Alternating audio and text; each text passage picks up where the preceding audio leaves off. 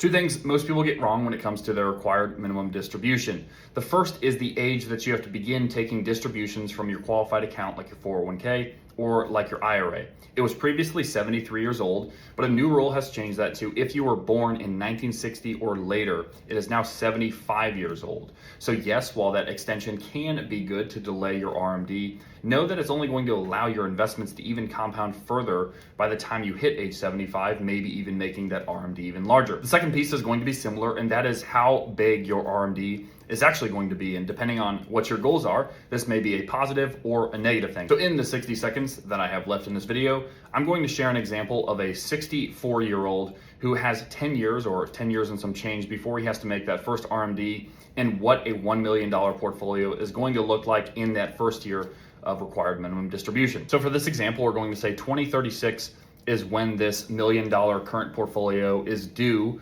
to take that first RMD. We're going to assume an 8% return assumption for this person. So by the time they hit 75 years old, that first RMD amount that's going to be expected is $87,761. So we're talking about nearly $88,000 that's due and going to be added to your taxable income in the year that you take this. Now, as I mentioned just before that example, this could be positive or negative if you have a $1 million portfolio or around that at the age of 65, to know that you're going to have $88,000 coming from that by the time you turn 75, assuming an 8% rate of return and assuming you don't touch it until then. So this brings about a slew of other issues and topics to bring up, but I'm out of time in this video. Feel free to check out my video on this for more.